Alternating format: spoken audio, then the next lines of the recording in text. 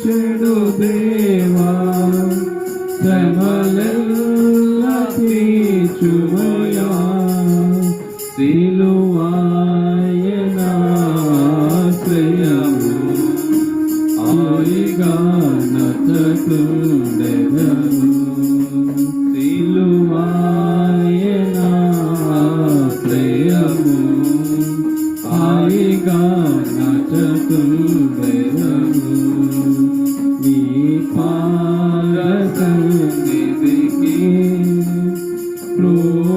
కృపామయా యేసయ్యా నీ ప్రేమ కనుగొనుచు దేవా నివాసితిని నీ ప్రేమ కనుగొనుచు దేవా నివాసితిని ప్రార్థించుమంటివి ప్రభువా సంకట సమయములో ప్రార్థించుమంటివి ప్రభువా సంకట సమయములో దయచూపి నన్ను కరుణించి ప్రేమతో ఆదరించుమయ్యా దయచూపి నన్ను కరుణించి ప్రేమతో ఆదరించుమయ్యా నీ పాదసన్నిధికి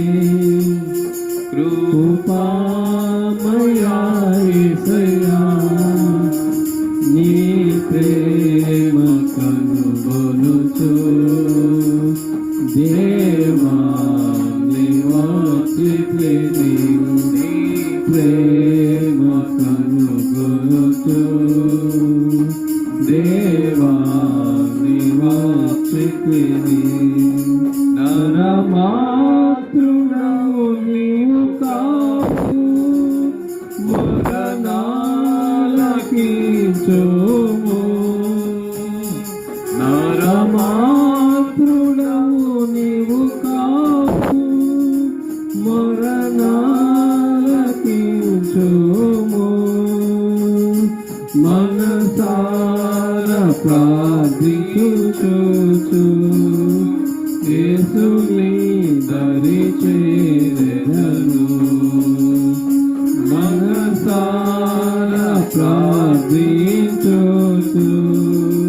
యేసుని దరి చేరెదను నీ పాదసన్నిధికి కృపామయా యేసయ్యా నీ ప్రేమ కనుగొనుచు దేవా నివాసితిని నీ ప్రేమ కనుగొనుచు దేవా నివాసితిని నన్ను చేయి విడువకు నాదా నిందలెన్నో పొందినను నన్ను చేయి విడువకు నాదా నిందలెన్నో పొందినను నీకై సహించెదనంత నీ బలము నాకిమ్ము నీకై సహించెదనంత నీ బలము నాకిమ్ము నీ పాదసన్నిధికి కృపామయా యేసయ్యా నీ ప్రేమ కనుగొనుచు దేవా నివాసితిని నీ ప్రేమ కనుగొనుచు దేవా నివాసితిని. చివరి చరణం సియోను మూలారాయి అయ్యున్నవో ప్రభువా సియోను మూలారాయి అయ్యున్నవో ప్రభువా కలతాను చెందక నేను నీకై కనిపెట్టెదను కలతాను చెందక నేను నీకై కనిపెట్టెదను నీ పాద సన్నిధికి కృపామయా యేసయ్యా నీ ప్రేమ కనుగొనుచు దేవా నివాసితిని నీ ప్రేమ కనుగొనుచు దేవా నివాసితిని.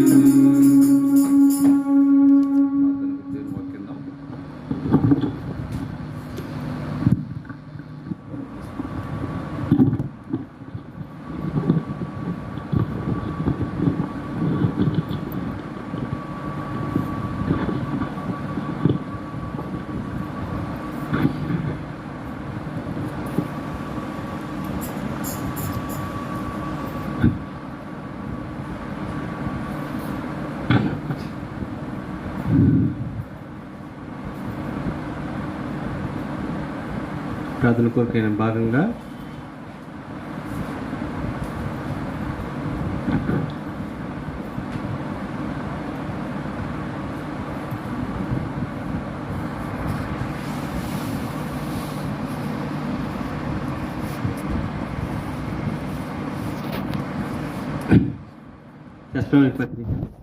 టెస్ట్లో రాసిన మొదటి పత్రిక 5వ అధ్యాయం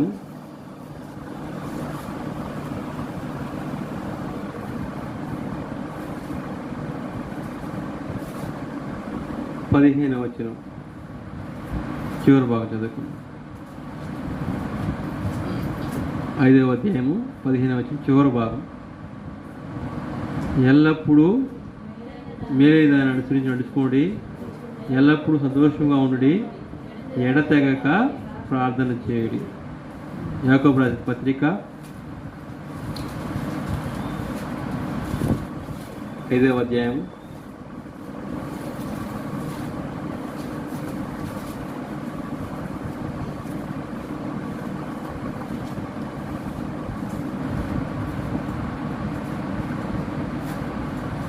17వ వచనం.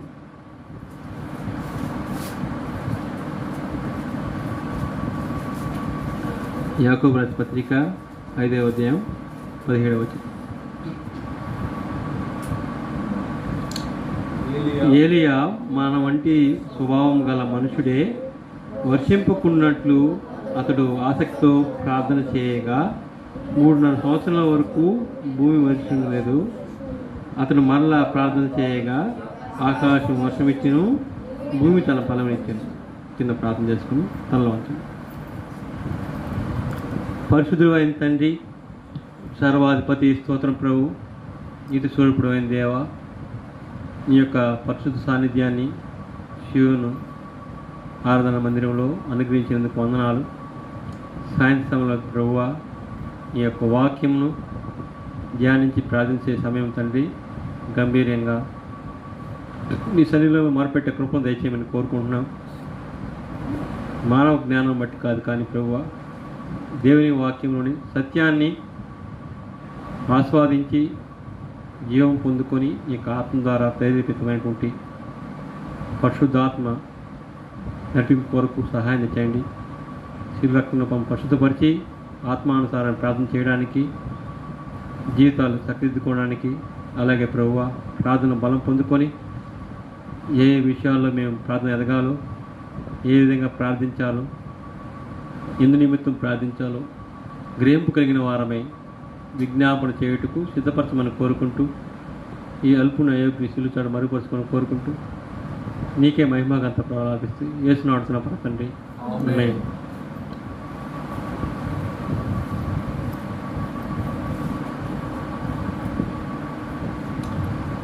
చదవబడిన భాగంలో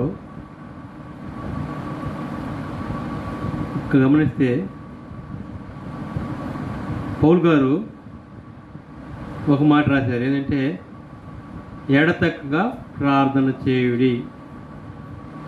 తర్వాత యాకోబు గారు రాసిన మాట భాగంలో ఏంటంటే ప్రార్థన చేసే వ్యక్తులు ఒకవేళ ఎలాంటి వారై ఉండొచ్చు అనుకుంటే ఎవరు పంపితే ఏలియా మన వంటి స్వభావం గల మనుషుడే వర్షింపుకున్నట్లు అతడు ఆసక్తితో ప్రార్థన చేయగా 3 సంవత్సరాల వరకు భూమి మీద వర్షింపలేదు.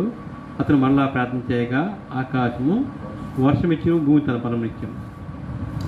ప్రార్థనకున్న శక్తి ఏంటంటే మొట్టమొదట ప్రార్థన చేయాల్సిన బాధ్యత ఎవరికి ఉంది అంటే విశ్వసించిన వారందరికీ ఉంది.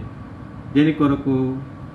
మన వ్యక్తిగత అవసరాల కొరకు కావచ్చు, సంఘ అవసరాల కొరకు కావచ్చు, సామాజిక అవసరాల కొరకు కావచ్చు, దేవునితో గడిపే సమయాన్ని బట్టి కొరకు కావచ్చు. ప్రార్థన చేసుకోవడం మనకు క్రైస్తవ జీవితంలో దైనందిన భాగం. అది సంఘంగా మనం ప్రార్థించేటప్పుడు అపోస్తుల కార్యంలో హింస జరిగినప్పుడు వారు ఏకంగా కూడి ప్రార్థించినప్పుడు భూమి వణికింది. బంధింపబడిన పేతురు చెరసాల నుంచి విడిపించబడడానికి కూడా అద్భుతం జరగడానికి సంఘం ఏక మనసుతో మొరపెట్టినప్పుడు ఆయనకే తెలియదు విడిపించబడ్డాడు, తీసుకురాబడ్డాడు. ఆ ఇంటి దగ్గరికి వచ్చినప్పుడు అక్కడ రోదే అనే చిన్నది అతని స్వరమే లోపలిపోయి చెప్పినప్పుడు కూడా వాళ్ళు నమ్మలా, వచ్చాడా అన్నారు. తిరిగి చూసినప్పుడు అద్భుతం జరిగింది. అంటే అంత బలమైనటువంటి కార్యాలు జరగడానికి ప్రభు ఆ రోజు అలా సంఘ ప్రార్థనను వాడుకున్నాడు. అయితే వ్యక్తిగత ప్రార్థన కూడా ఎంత ప్రాముఖ్యమైందో అని ఏలియా విషయంలో చూపిస్తున్నాడు. దాన్ని ఎలా చేయాలంటే ఎడతెక్కగా ప్రార్థన చేయాలి. ఆయన ఒక్కసారి ప్రార్థన చేయడం మాత్రమే, అంతకుముందు ఏలియా బలమైన ప్రార్థనా పరుడుగా ఎదిగి ఉన్నాడు. అది రాజుల గ్రంథం 19వ అధ్యాయంలో కొన్నిసార్లు ఎంతవరకు మీరు 2 తలపులు కలిగి ఉంటారని వారిని ఇశ్రాయేలు సమకూర్చి బయలు ప్రవక్తలను సంహరించి ఆయన రోషంగా ప్రార్థన చేసినప్పుడు ఆ ఫలితాలు వచ్చినాయి. దాన్ని యాకోబు భక్తుడు ఇక్కడ సూచిస్తూ చేస్తున్నా అంటే ఆసక్తితో ప్రార్థన చేయడం అనేది అవసరం. రెండవది విశ్వాసంతో ప్రార్థన చేయాలి. ఆసక్తి అవసరమే, విశ్వాసం అంటే విశ్వాసం లేకుండా ఆసక్తితో ప్రార్థన చేయడం ఒకవేళ కష్టం. కానీ ప్రార్థించేటప్పుడు మనం జ్ఞాపకం వేసే విషయం అంటే మనల్ని బట్టి మనం ప్రార్థన చేయడమే కాదు, కానీ దేవుని బట్టి, ఆయన వాక్యం బట్టి, ఆయన సత్యాన్ని బట్టి నమ్మి ప్రార్థన చేయాలి. చాలాసార్లు మనకు వచ్చిన సమస్య ఏంటంటే ప్రార్థన జవాబు రాకపోవడం కానీ అనేదానికంటే మన లోపాలు. దేవునికి అయిష్టమైనది ఏంటంటే మనం మన పరిస్థితులను తీసుకొని దేవుని మోపి సాధ్యాసాధ్యాలు మనం ముందు నిర్ణయించుకొని దేవుని యొక్క కార్యానికి మన యొక్క వ్యక్తిగత అనుభవాలు అడ్డువేస్తుంటాం. దాన్ని దేవుడు ఇష్టపడడం లేదు. ఏలియా మన వంటి మనుషుడే. ఎందుకు ఈ మాట జ్ఞాపకిస్తే మానవ స్వభావం ఏంటంటే భౌతికత ఆధార సంబంధమైనటువంటి విషయాలు వెతకదు. కానీ దేవుని కార్యాలు ఎలా జరుగుతాయి అంటే అబ్రహాము జీవితం ఒకసారి గమనిస్తే పితరుడైన అబ్రహాం విశ్వాసం తండ్రి అని మనం పిలవబడ్డాడు. కానీ ఆయన పిలవబడినప్పుడు 12వ అధ్యాయంలో ఆదికాండంలో ఆయన పరిస్థితి ఎలా ఉంది చూడండి. ఆయన గొప్ప ప్రార్థనాపరుడిగా పిలవబడ్డా లేకుంటే ఎలా పిలవబడ్డాడు అని చూస్తే ప్రార్థన ఆయనకి అన్ని దేవతలు ఆరాధించే పరిస్థితి ఉంది. కానీ ఎప్పుడైతే దేవుని వెంబడించడం మొదలుపెట్టాడో ఆ సమయంలో ఆయనకు ఉన్నటువంటి పరిస్థితి అంటే దాదాపు బయటకు వచ్చే సమయానికి ఆయనకి ఎవరు లేరంటే కనాను ప్రయాణానికి మొట్టమొదట తండ్రిని కోల్పోయారు. ఊరని వచ్చేకు బయటకు వచ్చాడు, తండ్రిని కోల్పోయాడు, బంధువులు విడిచిపెట్టాడు, దేవుని మాట నమ్మాడు. 1-2 వచనాలు చూస్తే నీవు లేచి నీ దేశం నుండి, నీ బంధువుల నుండి, నీ తండ్రి నుండి బయలుదేరి నీ చూపించేందుకు వెళ్ళుము. నిన్ను గొప్ప జనముగా చేసి నిన్ను ఆశీర్వదించి నీ నామం గొప్ప చేదును. నువ్వు ఆశీర్వాదం అందువు, నిన్ను ఆశ్రయించే వారిని ఆశ్రయించెదను, నిన్ను దూషించే వారిని శపించెదను. భూమి యొక్క సమస్త వంశములు నీ యందు ఆశీర్వదింపబడని అబ్రాహాముతో అనగా యెహోవా అతనితో చెప్పిన ప్రకారం అబ్రహాము వెళ్ళెను. చూడండి, ఇక్కడ ఎక్కడికి పోవాలో చెప్పలేదు, కానీ బయలుదేరు, దేశం నేను చూపించే దేశానికి వెళ్ళు అంటే ఒక ప్రయాణానికి దిశానిర్దేశం దేవుడు చేశాడు. దాన్ని అబ్రహాం నమ్మాడు. తండ్రి యొక్క సమూహం నుంచి, బంధువర్గం నుంచి, సొంత దేశం నుంచి, సొంత కుటుంబం నుంచి విడిపోవడానికి ఇష్టపడ్డాడు. నాకు కారణం అంటే నువ్వు వస్తే నేను ఆశీర్వదిస్తా, నేను దీవిస్తా, అభివృద్ధి పరుస్తా. ఈ సిచ్యువేషన్లో అబ్రహాము దాదాపు 75 సంవత్సరాలు ఆ వయసులో బయటకు వచ్చాడు. ఎందుకని అలా అంటే ఆయనకి బయటకు వచ్చే స్థితిలో ఆయనకి వెల్కమ్ చెప్పిన పరిస్థితి అంటే 10వ వచనం ఉంది. అప్పుడు ఆ దేశంలో కరువు వచ్చెను, ఆ కరువు భారంగా ఉన్నందున అబ్రహాము ఐగుప్తు దేశంలో నివసించుటకు అక్కడి నుంచి వెళ్ళాను. ఇతరుడైన అబ్రహాము కూడా విశ్వాసంతో అడుగు వేశాడు, కానీ కరువు భారంగా ఉండడం వల్ల ఏమంటే అవి ఐగుప్తులోకి వెళ్ళాల్సి పరిస్థితి అంటే కొంత తొట్టుబాటు కనిపిస్తుంది. కానీ ఇదే సిచ్యువేషన్ని ఆయన కుమారుడైన ఇస్సాకు ఎదురైనప్పుడు ఏం చేశాడు అని 26వ అధ్యాయం గమనిస్తే చూడండి.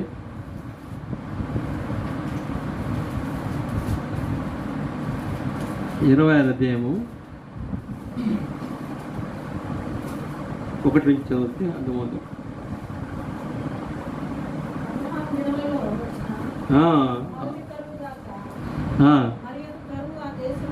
మరియు కరువు ఆ దేశంలోకి వచ్చును.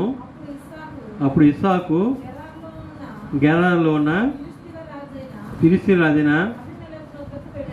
అబీమెలెకును అక్కడ యెహోవా అతనికి ప్రత్యక్షమై, నువ్వు ఐగుప్తును వెళ్ళక నేను నీతో చెప్పు దేశం ముందు నివసించుము, ఈ దేశమందు పరవాసివైనము, నేను నీకు తోడేయండి, నేను ఆశీర్వదించాను. చూడండి, దేవుడు తిరిగి తన పితరుల మార్గంలో ఒకవేళ ఇస్సాకు పోయి ఎక్కడ రాంగ్ చెప్పు వేస్తాడేమో అని ఐగుప్తు పోయి ఆయన శ్రమలు తెచ్చుకున్నాడు. కాబట్టి అలాంటి కరువు పరిస్థితి అయినప్పుడు నువ్వు ఒకవేళ మీ తండ్రిని ఆదర్శం తీసుకుని విశ్వాసంలో ముందుకు కొనసాగుతాయేమో ముందుగా అని ఆయన ఎవరైతే పరదేశంలో ఉన్నాడో, ఏ దేశంలో అయితే పరవాసిగా ఉన్నాడో ఆ దేశంలోనే ఉండమంటున్నాడు. అంటే ఐగుప్తు దేశానికి పోవద్దు అంటే ఐగుప్తు పాప సంబంధమైన ఆకర్షణ గుర్తునమాట. మన విశ్వాసాలని చల్లార్చి భౌతిక అవకాశాలను చూపించి ఊరించేటువంటి దేశం ఐగుప్తు. అంటే ఒక రకంగా చెప్పాలంటే లోక సంబంధమైన భోగాలు, లోక సంబంధమైనటువంటి ఆకర్షణలు, లోక సంబంధమైనటువంటి పరిస్థితి. ఆ పరిస్థితి వైపు ఇస్సాకు కూడా పోవడానికి అవకాశం ఉంది. అందుకని ఏం చేశాడంటే నువ్వు పోవద్దు, ఐగుప్తులోకి వెళ్ళలేక, మొట్టమొదటి నువ్వు ఐగుప్తులోనికి వెళ్ళలేక దేవుడు చెప్తున్నాడు అనమాట. ఇంతకుముందు ఈ తండ్రి పోయాడయ్యా ఆ రాంగ్ వేలో, కాబట్టి నువ్వు పోవకు. కుమారుడికి చెప్తున్న మాట ఏంటంటే నువ్వు పోవకు, నువ్వు ఎక్కడైతే పరదాసిగా ఉన్నావో నేను చూపించే దేశంలో అక్కడే ఉండు, అక్కడే ఉంటే నీకు నేను తోడేంటా, నేను ఆశీర్వదిస్తా. హోప్ క్రియేట్ చేసే దేవుడు. కారణం ఏంటంటే ఆయన మాటను నమ్మితే అద్భుతాలు చూసేదానికి అవకాశం ఉందని ఒక ఎంకరేజ్మెంట్. ఆ వాగ్దానం ఇవ్వడం అదే అంటే మన ప్రార్థనకు కూడా చాలాసార్లు జవాబులు మనం ఎదుర్కొంటూ ఉంటాం. కానీ ఈ వాగ్దానంలో జ్ఞాపకం వేసుకున్నప్పుడు దేవుడు యొక్క శక్తిని మనం నమ్మడానికి, మన ప్రార్థనకి బలం చేకూరడానికి, మనకు కావాల్సిన వాటిని పొందుకోవడానికి దేవుడు ఇచ్చేటువంటి ఒక ప్రోత్సాహమైనటువంటి విషయం ఏంటంటే దేవుని యొక్క వాగ్దానం. అదే మాటలో కింద చెప్తున్నాను అనమాట. ఏలైనగా నీకును నీ సంతానానికి దేశంలో ఇచ్చి ఈ తండ్రి అయిన అబ్రహాముతో నేను ప్రమాణం చేసిన ప్రమాణం నెరవేర్చి ఆకాశ నక్షత్రంలో నీ సంతానం విశ్రమింపజేసి ఈ దేశంలో నీ సంతానం ఇచ్చేదను. ఈ సంతానం వల్ల సమస్త భూలోకమును సమస్త వంశులు ఆశ్రయింపడుదురు. ఏలైనగా అబ్రహాము నా మాట విని నేను విధించిన దాన్ని, నా ఆజ్ఞలను కట్టలను, నా నియమమును గైకొని చెప్పాను. ఆయన తో తప్పినా తిరిగి లోబడి తన కుటుంబాన్ని కట్టుకుని అబ్రహాము ఇస్సాకు ద్వారా తన విశ్వాస యాత్రను కొనసాగించాడు. అంటే ఈ అబ్రహాం తప్పిన సమయంలో ఇస్సాకు లేడు, తర్వాత పుట్టాడు. కానీ ఇస్సాకు జన్మించే టైంకి ఆయన తండ్రి గారు ఏ మార్గంలో అంటే సరైన మార్గం ఉన్నాడు. అందుకే గేరారు వచ్చాడనమాట. ఇక్కడ మనకు కనిపిస్తుంది అంటే తన పితరుడికి ఇచ్చిన వాగ్దానాన్ని ఇస్సాకు జ్ఞాపకం చేయడం ద్వారా ఏమవుతుందంటే మాట తప్పడం వల్ల దేవుడు అంటే ఆ రోజు ఏదైతే వాగ్దానం నీ తండ్రికి ఇచ్చానో అదే వాగ్దానాన్ని నీకు కూడా ఇస్తున్నా, డోంట్ వరీ, నువ్వు భయపడాల్సిన అవసరం లేదు. అబ్రహాం ఎందుకు మెన్షన్ చేశాడంటే ఒకవేళ నువ్వు ఇక్కడికి వచ్చింది యాదృచ్ఛికంగా వచ్చావనుకుంటున్నావేమో, నేనే నీకు తోడయ్యన్నాను, నీ తండ్రి యొక్క వాగ్దానం నేను నెరవేర్చడానికి తోడుంటున్నానికి సిద్ధంగా ఉన్నాను, నువ్వు నా మార్గంలో నడువు. ఈ యాత్రా జీవితంలో ముందుకు కొనసాగని ప్రోత్సహిస్తున్నాడు అనమాట. అయితే ఆయనకి కూడా ఆ పరిస్థితి ఉన్నప్పుడు ఇస్సాకు ఏం చేశాడంటే అక్కడ పోయాడు, ఒక కొద్ది కాలం ఉన్నాడు, అక్కడ వ్యవసాయం ప్రారంభించాడు. అయితే కరువులో అందరూ భయపడుతుంటే ఈయన ఏమనంటే పండుగ వచ్చిన వస్తే ఇస్సాకు ఆ దేశం ముందు విత్తనం వేసి ఆ సంవత్సరం 100 ఫలం పొందాను. యెహోవా అతను ఆశించాను కనుక మనుషుడు గొప్పవాడాను, అతను మిక్కిలి గొప్పవాడ వరకు క్రమక్రమంగా అభివృద్ధి పొందుతూ వచ్చాను. ఇక్కడ అభివృద్ధి పొందడానికి కానివ్వండి, విశ్వాసంతో విత్తడం ఒకటి, ప్రతికూల పరిస్థితుల్లో కూడా దేవుని మీద ఆధారపడి ముందడుగు వేయడం. హోప్లెస్ కండిషన్, కరువులో అందరూ భయపడి తనకున్నదాన్ని కాపాడుకుని ప్రయత్నిస్తారు, కానీ ఇతని విశ్వాసంతో విత్తనం ప్రారంభం చేశారనమాట. తర్వాత ఎమ్మటే అభివృద్ధి పొందాల క్రమక్రమంగా 100 బండాలని సామాన్య విషయం. అందుకే దేవుడు తోడు ఉన్నాడు కనుక ఆయన అభివృద్ధి పొందాడు. అలా అభివృద్ధి పొందడం వల్ల ఏమైంది, ఫిలిష్తీయులకి మత్సరం కలిగిన అసూయ పుట్టింది. ఎందుకంటే 14 చూస్తే అతని గొర్రెలు, ఆస్తి, దాసులు గొప్ప సమూహం కలిగినందున ఫిలిష్తీయులు అతని యందు అసూయపడిరి. అతని తండ్రి అయిన అబ్రహాం దినంలో అతని తండ్రి దాసులు తవ్విన బావులన్నింటి ఫిలిష్తీయులు మన్ను పోసి పూడ్చివేసిరి. ఆ తండ్రితో ఉన్నటువంటి ఆ ప్రదేశంలో ఏదైతే బావులు అన్ని పూర్తి చేశారన్నమాట, ఇతని అభివృద్ధి చుట్టుకోలేక. అంటే దేవుడు ఒక వ్యక్తిని అభివృద్ధి చేసే ముందు ఏం చేస్తాడంటే ప్రతికూల పరిస్థితులు గుండా నడిపించడం అనేది ఆయన యొక్క మహిమ. ఎందుకంటే ఏలియా కూడా మానవ స్వభావం కలిగిన వాడే, ఆయన ప్రార్థన చేసినప్పుడు అద్భుతాలు జరిగింది. కానీ ఇక్కడ జీవితం సాఫల్యానికి అద్భుతమైన అర్థం ఏంటంటే ఇస్సాకు యొక్క జీవిత ప్రయాణం, ఆత్మీయ జీవితం ఎదుగుదల. ఆయన ఏది కూడా అనుకూలం లేనప్పుడు నడవగలిగాడు. ఎలా నడవగలిగాడంటే తన తండ్రి తనకు మార్గం ఏర్పరిచారన్నమాట. నేను నిన్ను కనడానికి చూసినప్పుడు నాకు కానీ మీ అమ్మకు కానీ ఎలిజిబిలిటీ లేదు, నాకు 99 ఏళ్ళు వచ్చినాయి, ఆమెకు 90 ఏళ్ళు వచ్చినాయి. అప్పుడు చూస్తే భూమి మీద ఎవరికైనా సంతానం పుడుతుందా అంటే హోప్లెస్ కండిషన్. కానీ నా దేవుడు ఇచ్చిన మాటను బట్టి నువ్వు జన్మించావు అని తను ఎదిగినప్పుడు ఇస్సాకు తెలియచేటప్పుడు అంటే ఆయన జన్మ రహస్యాన్ని దేవుడు తల్లిదండ్రులు తెప్పించుంటాడు. అలా తెలవకపోతే ఆయన అలా ప్రార్థన చేయడం కానీ ధ్యానించడం కానీ అలవాటు ఉండేది కాదు. రిబ్కాను ఎదుర్కొనే టయానికి ఆయన ఎక్కడ పోతున్నాడంటే పొలంలో వెళ్ళి ధ్యానిస్తున్నాడు, అంటే ప్రార్థన చేసే సమయంలో ఉన్నాడు. ఇక్కడ అటువంటి పరిస్థితుల్లో ఇస్సాకుకి ట్రైనింగ్ ఇచ్చే తండ్రి ఈ క్రమంలో బాగున్న ఆయన మనకి ఎవరు రికమెండేషన్ లేవు, నేను అభివృద్ధి పొందా, నువ్వు అభివృద్ధి పొందుతున్నావు.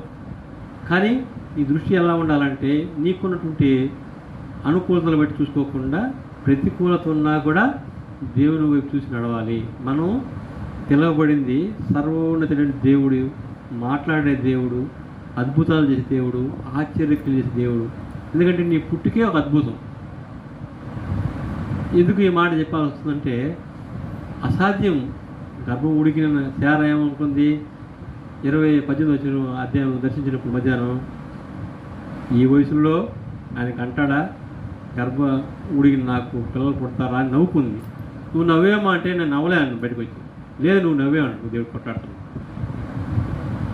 అంటే ఆమెకి సిగ్గేస్తుంది అన్నమాట. ఈ వయసులో నాకు పిల్లలు లేదని ఆ నవ్విన దానికి మీదకి వచ్చి పిల్లలు పుడతారంటే అప్పటికి ఆమె దగ్గర 90 ఏళ్ళు. 90 ఏళ్ళు శారా పాలిస్తుంటే చుట్టుపక్కల ఒకటి ముసలామికి ఏంద్ర ఆయన ఈ వయసులో పిల్లడని నవ్వు ఉండొచ్చు కూడా దాసులు కూడా.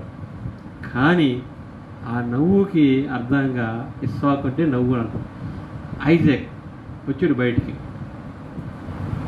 ఎందుకు ఈ విషయాలను చెప్తున్నాం అంటే మనుషులు లోకం నవ్వచ్చు, ప్రతికూల పరిస్థితులు ఉండొచ్చు, కానీ మనం ప్రార్థన మన ఆత్మీయ జీవితం చక్కగా కట్టుకుంటే దేవుడు తోడు ఎండి అభివృద్ధి పొందించి మనం ఎక్కడైతే పరదేశులుగా తృణీకరింపబడిన వారిగా ప్రతికూలతలో నిలదొక్కోవడానికి ఇష్టపడుతున్నాం, అక్కడ తల ఎత్తి నిలబెట్టేటువంటి దేవుడుగా ఆయన ఉండడానికి ఇష్టపడుతున్నాం. అందుకే ఆయన విత్తనం విత్తిన వాడే నూరంతల పంట పోయామంటే అది చాలా కష్టం. అది ఎలా జరిగింది? క్రమక్రమంగా న్యాచురాలిటీ భిన్నం కాకుండా చూసాడు మళ్ళీ దేవుడు కూడా. చూడండి, సిద్ధంగానే మన్నులు సమకూర్చుకొని అభివృద్ధి పోయించాడు. ఎందుకు ఈ ఫలింపు అంటే అక్కడ తిరిగి ప్రార్థించినప్పుడు ఏమైంది? యాకోబు పత్రికలో 5వ అధ్యాయంలో అతడు మరలా ప్రార్థన చేయక ఆకాశం వర్షం ఇచ్చును, భూమి చలనొచ్చును. ఫలింపుకి ఆడ ప్రార్థన అవసరం అనేది యాకోబు పత్రిక చూపిస్తున్నాడు. అంటే ఇస్సాకు ఎంతగా ప్రార్థన చేస్తే అతని భూమి అలా ఫలించింది, అతని జీవితం అలా ఫలించింది, ఎలా అతను జీవించడానికి ఉదాహరణ అన్నమాట. ఏలియా ఫలించడం కొంత ఎక్స్పీరియన్స్ ఉంది, ఎందుకంటే అప్పుడు ధర్మశాస్త్రం వచ్చింది, పితరుల యొక్క జీవిత విధానాలు, ఆరాధనలు, కొంచెం ఒక ఆత్మీయ క్రమం ఉంది. కానీ ఇస్సాకు, యాకోబు, అబ్రహాం సినిమాలో ధర్మశాస్త్రం లేదు. సాక్ష్యార్థంగా ఉండడానికి ఒకరి జీవితంలో ఒకరు తప్పితే ఎవరికి ఏం లేవు. ఆ తండ్రి జీవితమే ఆయనకి ఆదర్శం. కొన్ని దేవుని యొక్క వాక్కులు ఏమైనా విని ముందుకు పోవడానికి కూడా అప్పుడప్పుడు తరచుగా వచ్చేది దర్శనం. అటువంటి సోర్స్ లేనటువంటి స్థితిలో దేవుడి యొక్క మాటను మాత్రం నమ్మి దేవుని వెంబడించారు. ఎంత గొప్పదా విశ్వాసం! ఈరోజు అదే దేవుడు ఇచ్చినటువంటి కృప ఏంటంటే మనకు బైబిల్ ఇచ్చాడు. పాత నిబంధన గ్రంథం భక్తుల జీవితాలు చూపిస్తున్నాడు, కొత్త నిబంధన గ్రంథంలో సంఘ అభివృద్ధి చూపిస్తున్నాడు, అనేకమైన ప్రోత్సాహకరమైన పత్రికల ద్వారా మాట్లాడుతున్నాడు. అయితే దేవుడు ఈరోజు మనకు నిర్మిస్తుంటే నీ ప్రార్థనలో నీ నిరీక్షణ ఏంటి, నీ ఆసక్తి ఏంటి, నువ్వు ఎలా నమ్ముతున్నావు దేవుని వాక్యాన్ని? అబ్రహామును నమ్మిటి నమ్ముతున్నావా? ఇస్సాకును నమ్మిటి నమ్ముతున్నావా? ఏలియాను నమ్మిటి నమ్ముతున్నావా? అలా నమ్మితే నీ జీవితంలో అద్భుతం జరుగుద్ది, ఆ ఫ్రూట్ఫుల్నెస్ను అనుభవిస్తావు. కాబట్టి ఆ సక్సెస్ఫుల్ లైఫ్ ఎక్కడుంది మనకి అంటే God's word, trust in God's word. దేవుని మాటను నమ్మడం, దేవుని మార్గాన్ని వెంబడించడం. అనుకూలతప్పుడు కాదు, ప్రతికూలత ఉన్నప్పుడు కూడా, కరువులో సానుకూలత లేనప్పుడు, సహాయానికి ఎవరు కూడా తోడ్పాటు ఇవ్వలేని పరిస్థితి, బంధువర్గానికి, తర్వాత రక్త సంబంధులకి, సొంత దేశానికి, సొంత ప్రజలకు దూరంగా ఉన్నప్పటికి కూడా మనం ఫలించాలి అంటే దేవుని మాట నమ్మి నడవాలి. అప్పుడు ఫలింపు ప్రారంభమవుతుంది. అది ఎలా అవుతుందంటే క్రమక్రమంగా. అందుకే నిరీక్షణ అంత గొప్పదంటే విశ్వాసం, ప్రేమ, నిరీక్షణ, ఈ 3 గొప్పవి. వీటిలో ప్రేమ గొప్పది. అయితే ఆ ప్రేమ ఉన్నప్పుడే దేవుళ్ళని మనం నిరీక్షిస్తాము. ఆ నిరీక్షణ ఉన్నప్పుడే విశ్వసించి నడవగలుగుతాం. 3 అనుబంధమైనవి ఉంటాయి, సమ్మిళితమైనవి. కాబట్టి భక్తుడు ప్రార్థనకి మనం వెళ్ళినప్పుడు దేవుని మనం ఎంతగా వాక్యం ద్వారా ప్రేమిస్తామో అది కార్యరూపం దాల్చి మనకు నిరీక్షణ కలిగేసి విశ్వాస సంబంధమైన నడక్కి మనకు సహాయం చేస్తుంది. ఎందుకంటే ఆ ఇస్సాకు 4,000 కాబట్టి ఆఖరికి ఏమైంది చూడండి. అక్కడ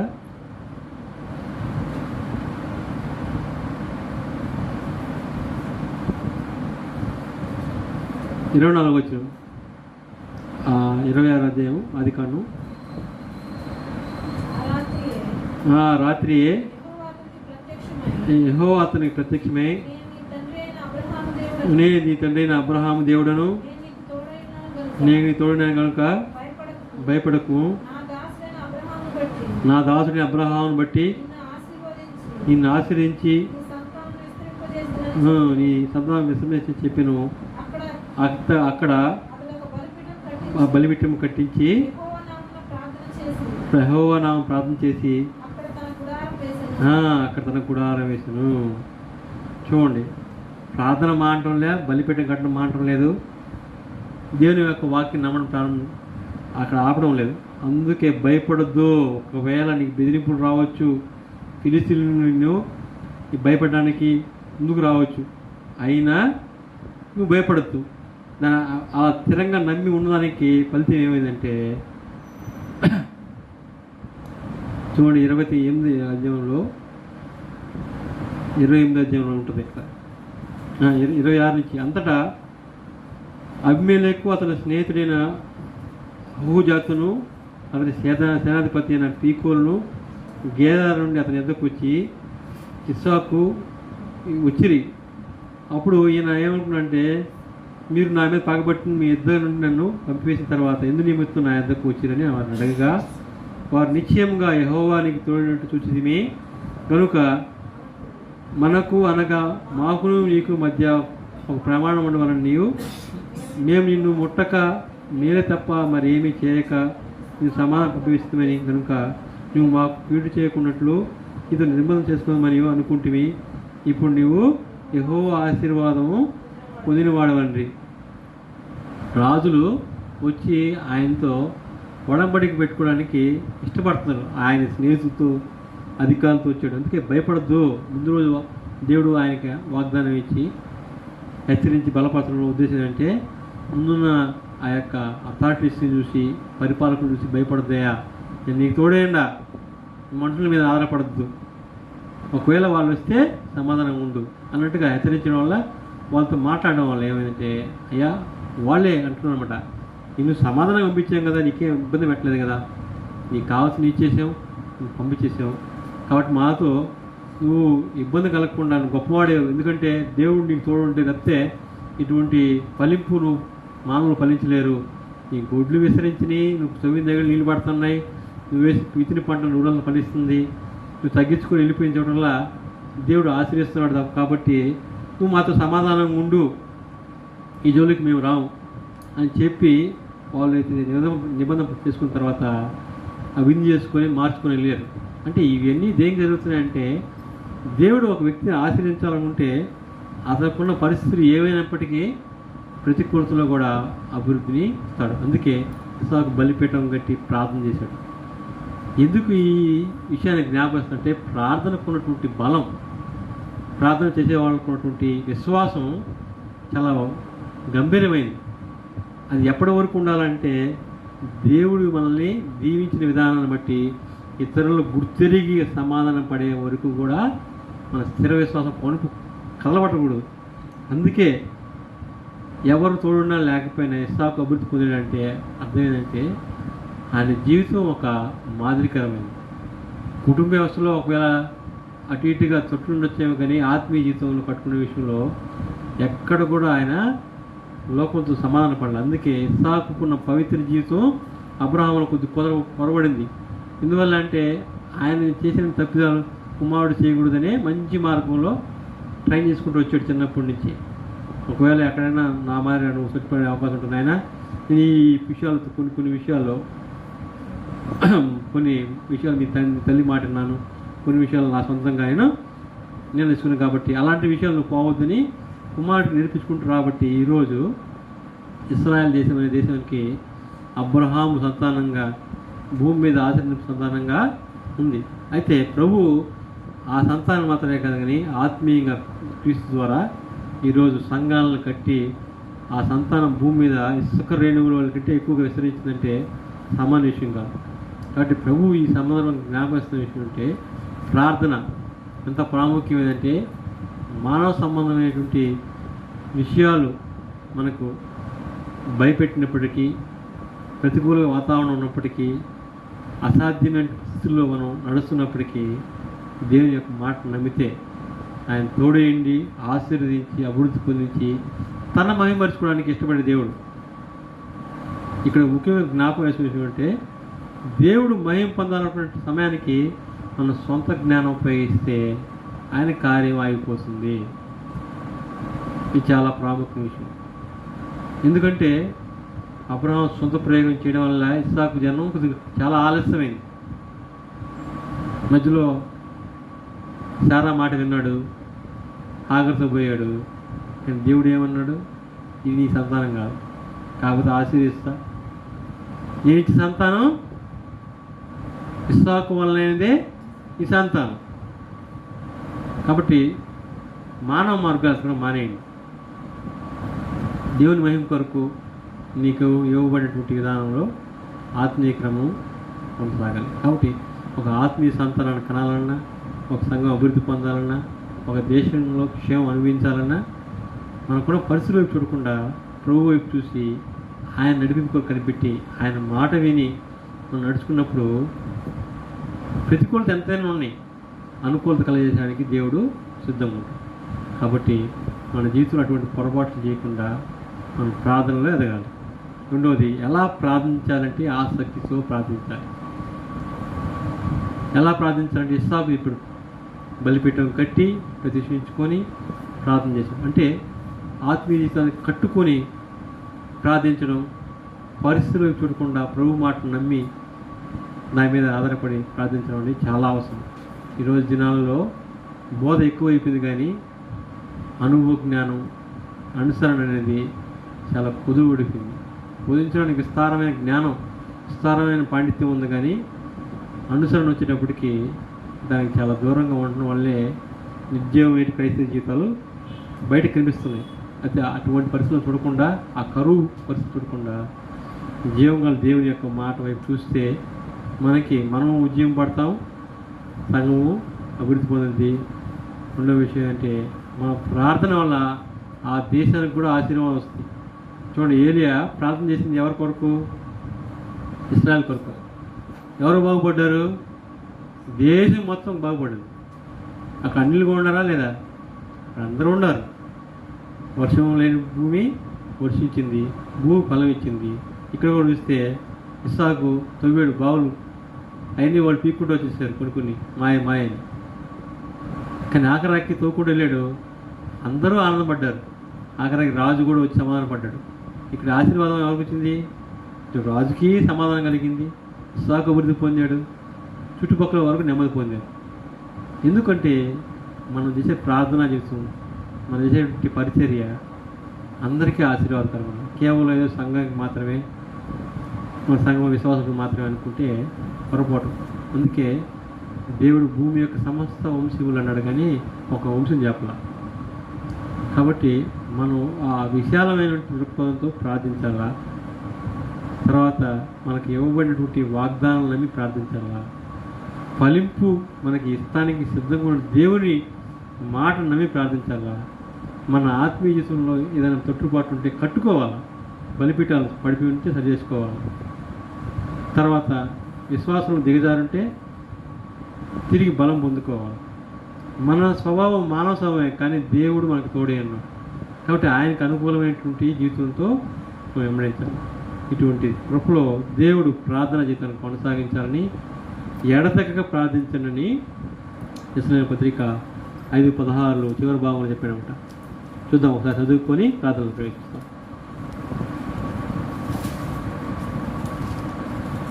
మొదటి పత్రిక 5వ అధ్యాయము చివరి భాగం.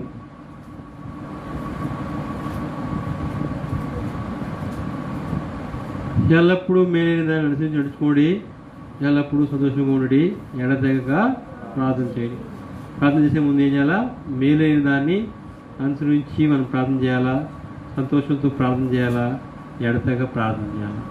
ప్రార్థనలో ఈ ప్రాముఖ్యం చాలా. అందుకే ఆసక్తి, సంతోష హృదయము, కృతజ్ఞత హృదయము, మేలైన దాని కొరకైన ఆసక్తి ప్రార్థించే హృదయం మనకు ఉండాలి. మన కొరకు కాదు, కానీ మేలును పొందుకోబోతున్నామంటే మన వల్ల అందరికీ ఆశీర్వాదం కలగాలి.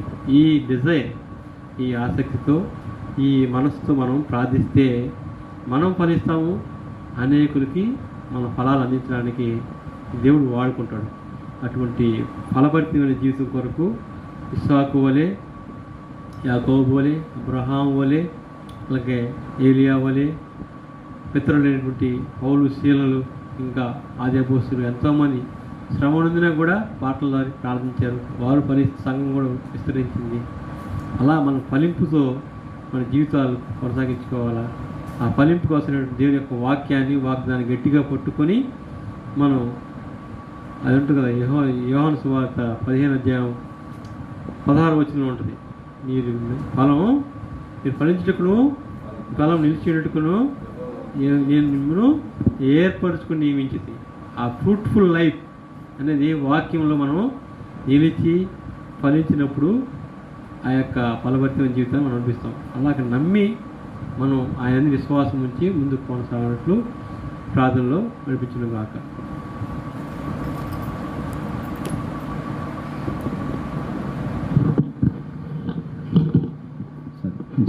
ఇంతవరకు మనం దేవుని మాటలు విన్నాము. విన్న వాక్యం బట్టి ప్రార్థన చేసుకుందాం. వాక్యానుసారంగా ప్రార్థన చేద్దాం. ఎడతెగ ప్రార్థన చేయాలి, మేలను అనుసరించుతూ అలాగే కృతజ్ఞత కలిగి ఉంటూ ఎడతెగ ప్రార్థన అనుభవంలో ఏలియా ప్రార్థన మన వంటి స్వభావం గల మనుషుడే ఆసక్తితో కూడిన ప్రార్థన. అబ్రహాము ప్రార్థన బలిపెట్టి ఇస్సాకు ప్రార్థన చేయాలి. ఆ ప్రార్థన ద్వారానే దేవుని కార్యాలు చూస్తూ వచ్చినట్లుగా ప్రభువు కూడా మన జీవితాల్లో, కుటుంబాల్లో, మరి సంఘంలో, అంతేకాకుండా సమస్త వంశాలు అనగా భూమి మీద అన్ని జనులకు కూడా అందరికీ, మన దేశానికి, సర్వలోకానికి కూడా ప్రభు రక్షణ, దైవ ఆశీర్వాదాలు, మేలు కలిగించినట్లు ప్రార్థన చేద్దాం. ప్రభు స్తుతించి ఈ వాక్యానుసారంగా ప్రార్థన చేద్దాం. తిరిగి వార కార్యక్రమ పరిచర్య కొరకు, ఈ ప్రాంతాల్లో ప్రజల రక్షణ కొరకు జరిగే పరిచర్య కొరకు ప్రార్థన చేద్దాండి. దేవుడు అలాగా అటువంటి ఫలవంతంగా అబ్రహాము, ఇస్సాకు దేవుని ఆజ్ఞలను గైకుంటూ ప్రార్థనలో ఎదుగుతూ ఆత్మీయంగా మనము ఫలించడానికి కూడా ప్రభు సహాయపడినట్లు, మళ్ళీ మనం ప్రభువుకు అప్పగించుకున్న ప్రభు వాళ్ళకి సహాయించినట్లు, తిరిగి మరి భవిష్యత్తు పరిచర్య నిశ్చలు ప్రభు సహాయించినట్లు, ఇలా కొంతమంది పనుల విషయాలు కూడా దేవుడు సహాయపడినట్లుగా ఉన్న దినాల ప్రాంతాల పరిచర్య కొరకు చుట్టుపక్కల నూతన ఆత్మలు పరిచయం చేయబడి అనేక ప్రభుత్వానికి వస్తున్న వారు ఆత్మీయ మేలు, క్షేమాభివృద్ధి కొరకు, అలాగే మందిర సమీప పరిసర ప్రాంతాల్లో ప్రజల కుటుంబాలు కూడా రక్షణ, వారి ఆత్మీయ మేలు కొరకు ప్రార్థన చేద్దాం. సరే, మా పిల్లలు మీరు మా మనసులో ప్రార్థన చేసుకునండి. పెద్దవారు మనంగా కొద్ది సమయం మనం ప్రార్థన చేద్దాం. ప్రార్థనలో ఏకీభవిద్దాం. భారంతో పెద్దవారుగా ప్రార్థన చేద్దాం. చేయండి, ప్రార్థించండి.